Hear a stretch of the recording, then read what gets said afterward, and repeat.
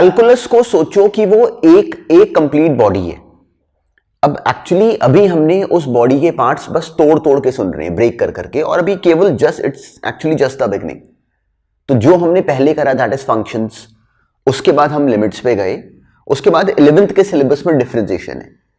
तो स्कूल के सिलेबस में 11th में वो डिफरेंशिएशन को केवल टच कर रहे हैं, केवल टच।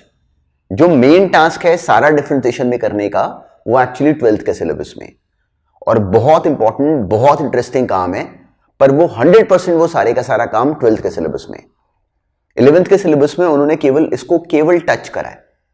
तो जो इस टॉपिक में अभी हमारे लिए रेलेवेंट और काम की बात है, वो बहुत इजी है, और 100% उस काम की बात का जो बेसिस है वो एक्चुअली लिमिट्स है। क्या सुना हमने कि 100% जो अभी काम की बात हम लोग जो करने लगे हैं डिस्कस, उसका जो बेसिस है वो लिमिट्स है। अब एक्चुअली क्या होता है कि ऑन रीचिंग डिफरेंशिएशन, बच्चों ने एक्चुअली डिफरेंशिएशन पहले से नाम सुना होता है। कहां सुना होता है? फिजिक्स में। बहुत बेसिक फॉर्मूले हमें ऑलरेडी बता दिए गए होते हैं कि क्या सेंस है, पर ये मान के चलते हैं कि वो फॉर्मूले वगैरह हमें नहीं पता। तो हमारे लिए अभी डिफरेंशिएशन बिल्कुल एक नया नाम है और बहुत सिंपल नाम है। तो अब आज वाली क्लास का जो बेसिस है वो बेसिक फॉर्मूलों को टच करना, और जो सबसे इंपॉर्टेंट पॉइंट जो हमने 11th में करना है वो डिस्कस करना है। तो उसको बहुत ध्यान से देखना, बहुत सिंपल है, पर जैसे बताऊं एग्जैक्टली वैसे समझना। इस टॉपिक का question this is only for school syllabus जो भी कर रहे हैं काम, तो इसका क्वेश्चन स्कूल के सिलेबस का हमारा गलत नहीं हो सकता। बहुत सिंपल टॉपिक है, बस जो बात बताऊं उसको एग्जैक्टली वैसे एग्जीक्यूट करना। 4 मार्क्स भी इसका क्वेश्चन डायरेक्टली बन जाता है, पर जो बताया जाए एग्जैक्टली वैसे फॉलो करना। अब पहले बिल्कुल नोटिस करते हैं कि एक्चुअली हो क्या रहा है, हमने करना क्या है, ये देखते हैं पहले। अब सिंपल सा लॉजिक सोचो कि अगर एक फंक्शन हमें दिया जाए y is equal to F X, बिल्कुल सिंपल सा किसी ने एक फंक्शन दिया y is equal to F X. अब सोचो कि जो ये x है, y बराबर एफ एक्स के, अगर हम लोग क्या करें कि x में एक छोटा सा चेंज कर दें, x को हम छोटा सा नंबर बढ़ा दें, x को चेंज कर दें x प्लस डेल्टा x में, जिसमें डेल्टा x रिप्रेजेंट करता है अ स्मॉल चेंज इन x, छोटा सा चेंज इन x। ये डेल्टा इंटू एक्स नहीं है, डेल्टा एक्स रिप्रेजेंट कर रहा है अ स्मॉल चेंज इन एक्स। तो ये एक्स प्लस डेल्टा एक्स मान लो इसका नाम रखा, या एक्चुअली अपने लॉजिक को सिंपल करने के लिए डेल्टा एक्स की जगह इसका नाम एच रख लेते हैं। तो जो कॉरस्पॉन्डिंग वाई में जो चेंज आया वो मान लो डेल्टा वाई है। जब हमने एक्स को चेंज करा तो कॉरस्पॉन्डिंग वाई में भी कोई चेंज आएगा। तो हमने यहां पे एक्स की जगह अगर मान लो एक्स प्लस डेल्टा एक्स डाल दिया, चलो इसको बाद में इसका नाम चेंज कर लेंगे किसी रीजन से, पर अभी केवल इसको डेल्टा एक्स लेके ही ऑब्जर्व करो। एक्स प्लस डेल्टा एक्स रखा तो जो वाई बना वो बन गया Y plus delta Y. Simple सा लॉजिक। अब अगर मान लो इन दोनों को हम सबट्रैक्ट कर दें, तो change in y, small change in y बराबर होगा f of x plus delta x minus F of x. Simple सी कहानी, कुछ हमने स्पेशल नहीं करा। अब अगर मान लो इन दोनों को हम डेल्टा एक्स से डिवाइड कर दें, तो delta Y upon delta x बराबर आ गया F of x plus delta x minus F of x divided by delta x. तो till this moment we have done nothing special. अब एक्चुअली क्या होता है, जो लेफ्ट हैंड साइड है उस पर नोटिस करो कि जो टर्म बनी that is actually a small change in Y upon small change in X. Simple small change in Y upon small change in X. तो अगर हम क्या करें कि स्मॉल चेंज इन एक्स को बिल्कुल छोटा कर दें, अगर अब हम लोग क्या करें कि स्मॉल चेंज इन एक्स को बिल्कुल छोटा कर दें, इतना छोटा कर दें कि जो चेंज इन एक्स है वो ऑलमोस्ट जीरो, मतलब हम लोग चाहते हैं कि जो ये चेंज इन एक्स हो वो ऑलमोस्ट जीरो। तो अगर हम चाहते हैं कि change in x almost zero है, तो अब नोटिस करो कि ये नाम हमने करा हुआ था, limit delta X approaching zero, delta Y by delta x. तो जब चेंज इन एक्स बहुत छोटा होगा तो चेंज इन वाई भी कॉरेस्पॉन्डिंग कुछ आएगा। तो change in Y upon change in X, जब चेंज इन एक्स बहुत छोटा हो तो उसका जो नाम होता है that is actually D Y by D X. ये है अब हमारे काम की बात, ये है डिफरेंशिएशन की शुरुआत। ये अब इसको बोलना कैसे है, हमने एक्चुअली y को डिफरेंशिएट करा विद रिस्पेक्ट टू x, हमने y को डिफरेंशिएट करा विद रिस्पेक्ट टू x, और उसको बोलते हैं dy बाय dx, मतलब डेरिवेटिव ऑफ y। क्या सुना हमने? Derivative of y with respect to x, change in y upon change in x when change in x is very small. तो अभी इस बात की रिलेवेंस पे हमें पूरी तरह जाने की जरूरत नहीं, कल को पूरा 12th का सिलेबस का बेसिस ही यही है। अभी हमारे काम की बात क्या है कि हमने ये बनाया कैसे, ये भी काम की बात नहीं, काम की बात अभी और इसके बाद है। इसलिए अभी जो हमने पॉइंट्स सुने उन पे कोई हमें बहुत फंसी होने की नीड नहीं। अब यहां से अब काम की बात देखना शुरू करना। हमने यहां पे लिमिट डेल्टा एक्स अप्रोचिंग 0 करा, इधर भी तो करेंगे।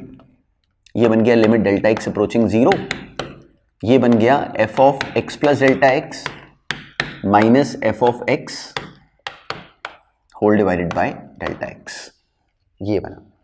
तो अब हमारी समझ में जो काम की बात आनी चाहिए दैट इज एक्चुअली दिस, कि जो ये dy बाई डी एक्स है ये एक्चुअली बराबर होता है limit delta X approaching 0 F of x plus delta x minus F of X whole divided by delta X. ये है जो हमारे काम की बात है।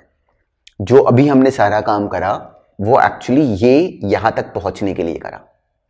अब यहां पे अब बिल्कुल शुरू में याद करो कि मैंने डेल्टा एक्स का नाम कभी एच रखा था, तो उसका रीजन था, उसको अब यहां पे देखते हैं। तो अब यहां पे ना, अब यहां पे सिंपली लिमिट ही लगाई गई। तो अपने माइंड में ना ये पिक्चर बनाना, जैसे बुक्स में गिवन हो, जैसे कहीं भी कोई बताए, उससे कोई कंफ्यूजन नहीं आनी चाहिए माइंड में। मुझे ये ऐसे याद है, तो हम सबको आज के बाद ये ऐसे याद है कि जो dy बाई डी एक्स होता है that is simply limit h approaching 0 F of x plus H minus F x upon H. तो अब ये है हमारे एक्चुअली काम की बात। अब देखो इसका पर्पस क्या है। अब 1 मिनट के लिए रिकॉल करते हैं कि हमने फिजिक्स में ऐसे के फॉर्मूले करे थे। मान लो अगर रिकॉल करो कि फिजिक्स में कोई हमें देता था कि अगर y बराबर है एक्स क्यूब के, तो हम लोग dy बाई डी एक्स बनाते थे कि वो बराबर आता है 3x स्क्वायर के। या अगर y बराबर है साइन एक्स के, अगर याद हो, नहीं याद तो कोई हमें याद होने की जरूरत नहीं है, हमने आज अभी करना ही है। y अगर मान लो कभी अगर बराबर है साइन एक्स के, तो dy बाई डी एक्स बराबर होता था कॉस एक्स के। अब एक्चुअली काम की बात क्या है कि हमने ये समझना है कि वो फॉर्मूले एक्चुअली आए कहां से। जो अगर y साइन एक्स के बराबर है तो dy by D x cos x कैसे बना, या y अगर एक्स क्यूब है तो dy बाई डी एक्स का जो हम लोगों ने फॉर्मूला 3x स्क्वायर बना के जो फॉर्मूला भी ऑब्टेन करा, एक्चुअली वो फॉर्मूला भी कैसे ऑब्टेन करा, हमें उसका कोई रीजन नहीं पता था। तो उस रीजन तक पहुंचने की जो जड़ है वो एक्चुअली ये अंडरस्टैंडिंग है। तो जो ये अभी हमने जो ये टर्म बनाई है, जो हमने ये जो टर्म बनाई है, इसको कहते हैं differentiating using first principles. Clear है? Finding dy by D x using first principles, differentiating using first principles.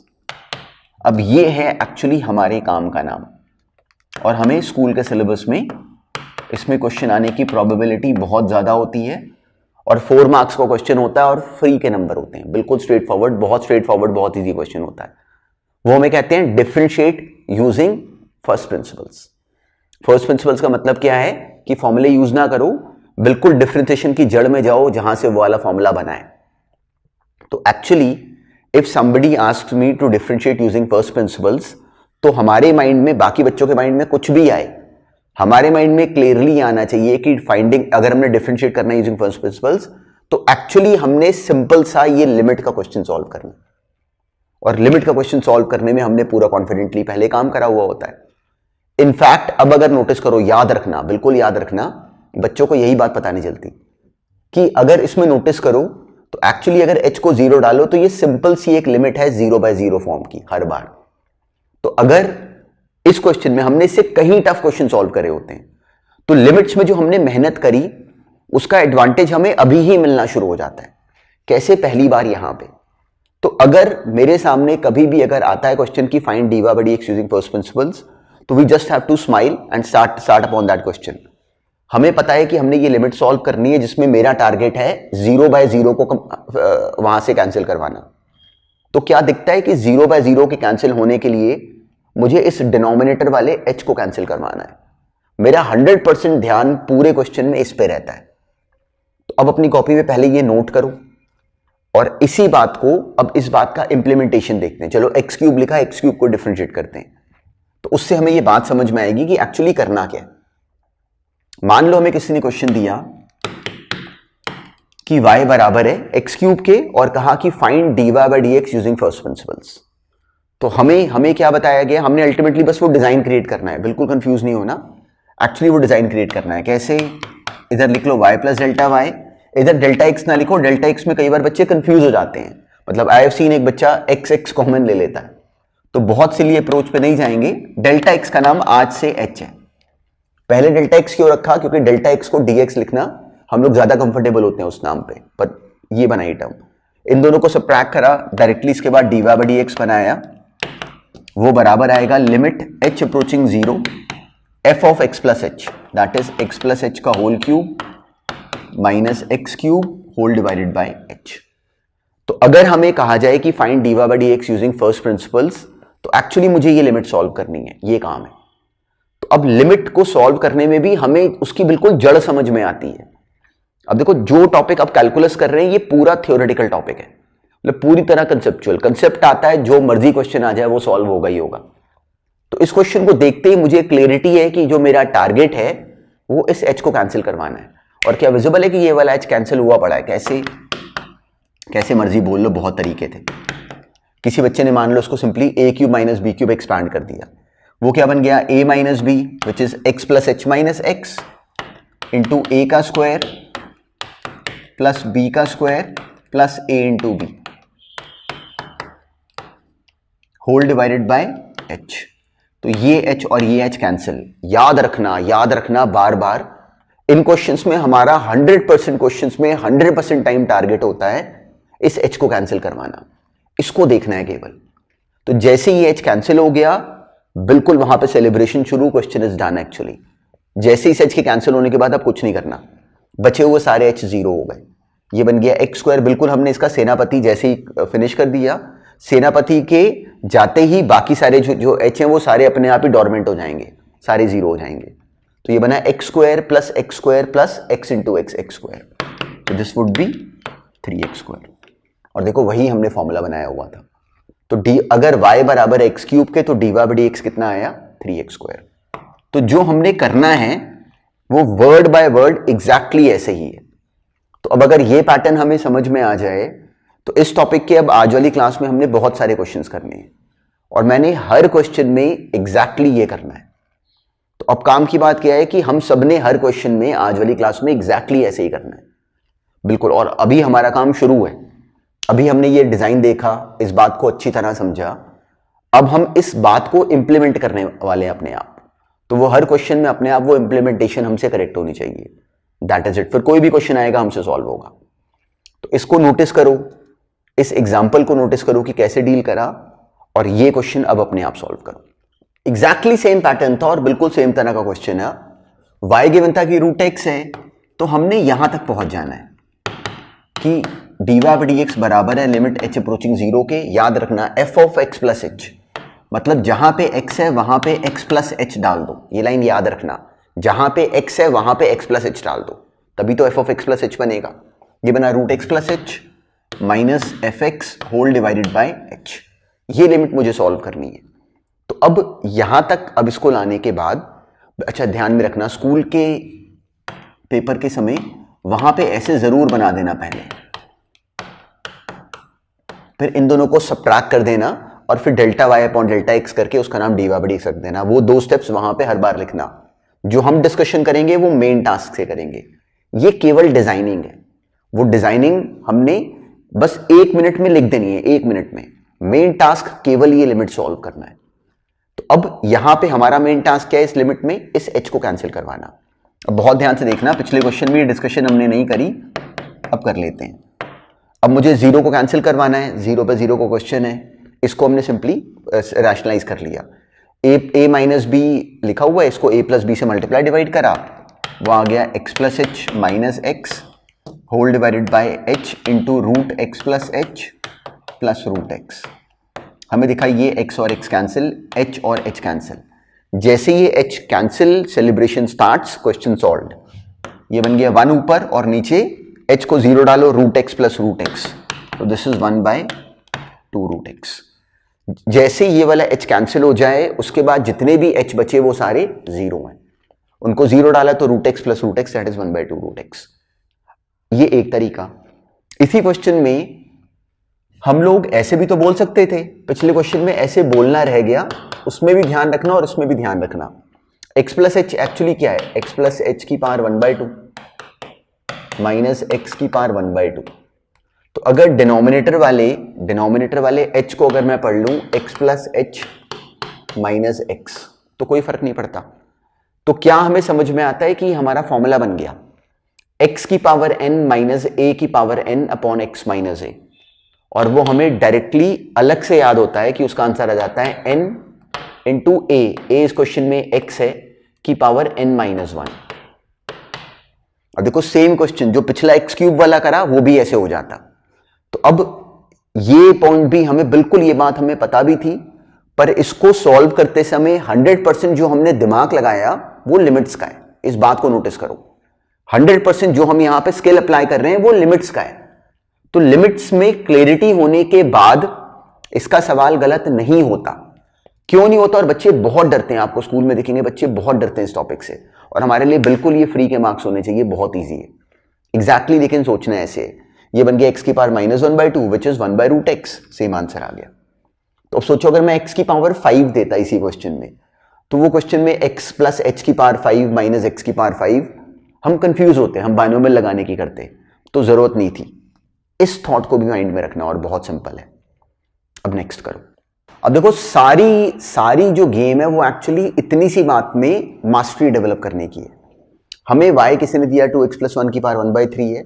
हमारी कॉपी में यहां तक की डिजाइनिंग तो हो जानी चाहिए थी कि जहां पे x है वहां पे x प्लस एच लिखो, याद रखना। वो बन गया simply f of x plus H plus 1 की पावर 1/3 माइनस एफ एक्स की पावर 1/3 अपॉन एच। अब हमने ये लिमिट सॉल्व करनी है, तो अब इसके बाद अपने लिमिट्स के पेजेस को ओपन करना होता है हमने, कि हमें क्या बताया गया लिमिट्स में जिससे कि ये लिमिट सॉल्व हो। तो इस क्वेश्चन को देखते ही मेरे माइंड में डिजाइन आना चाहिए सिंपली x की पावर n माइनस a की power n upon x minus a का। इसको रैशनलाइज थोड़ी करना शुरू करेंगे, कितना टाइम वेस्ट होगा। तो अब डिनोमिनेटर में मेरे पास अगर ये x की पावर n, ये a की पावर n है, तो नीचे x माइनस a लिखा होना चाहिए। इसको नोटिस करो, ये 2x प्लस 2h प्लस 1, ये 2x प्लस 1, दोनों को माइनस करो, क्या बनता है 2h। तो अगर मैं यहां पे देखना ध्यान से, अगर इस डिनोमिनेटर में इसको 2 times x plus h plus 1 की पावर 1/3 माइनस 2x प्लस 1 की पावर 1/3 होल डिवाइडेड बाय जो h लिखा हुआ है, जो अकेला ये h लिखा हुआ है, अगर इसको ये पढ़ लूं 2 times x plus h plus 1 minus 2x plus 1, तो एक्चुअली क्या विजिबल है कि ये 2h बना, डिनोमिनेटर में 2h बना, पर ये तो h था। तो इसलिए यहीं पे अगर मान लो मैं इसको 2 से डिवाइड और 2 से मल्टीप्लाई कर लूं, अब ये 2h है, ये क्या बना 2h, अब ये भी 2h ही था, तो ऊपर ये 2 बस यहाँ पे अब एक एक्स्ट्रा आ गया, ये बनी। ये कैसे बनाया हमने? एग्जैक्टली सेम लॉजिक से। अब ये फॉर्मूला क्या बन गया? सिंपली x की पावर n माइनस a की power n upon x minus a, and that is what, simply जैसे हमने ये फॉर्मूला नोटिस करा, हमें इस फॉर्मूले का तो डायरेक्टली आंसर आता है कि this is n which is 1/3 into a is what 2x plus 1 की power n minus 1 which is 1/3 minus 1 into 2 अलग से लिखा हुआ।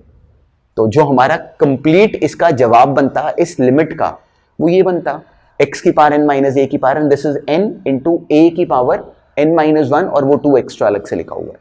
तो this would become 2/3 into 1, simply 2x plus 1 की पावर माइनस 2/3। ये इसके dy/dx का कंप्लीट फाइनल आंसर बनता। और इसका भी लॉजिक नोटिस करो कि एग्जैक्टली सेम है जो हमने अभी 1 मिनट पहले दूसरे क्वेश्चन में करा। अब नेक्स्ट देखते हैं। हमने समझ लिया कि ये कहां से बनते हैं। अगर हमसे एग्जाम में कहा जाए कि find dy/dx using first principles, तभी वो करते हैं, तभी वो करना है। नहीं तो हमने अब ऑनवर्ड्स डायरेक्टली हमें पता है कि उनकी वजह से फॉर्मूला जो बना वो क्या है, और हमें याद रहेगा आज के बाद। कभी y अगर x की पावर n है तो dy/dx बराबर होता है n इंटू एक्स की पावर n माइनस 1। जैसे फॉर एग्जाम्पल किसी ने अगर दिया कि y अगर x की पावर 7/2 है तो इसका dy/dx हो जाएगा 7/2 n इंटू एक्स की पावर 7/2 माइनस 1, सिंपली हो जाएगा 7/2 इंटू एक्स की पावर 5/2। तो दिस वुड बी dy/dx अगर ये y है तो बिल्कुल ये पहला फॉर्मूला है, हमें बिल्कुल याद है, आज के बाद अपनी कॉपी में नोटेड होना चाहिए, ये सारे नोटेड होने चाहिए और याद है, याद रखने हैं।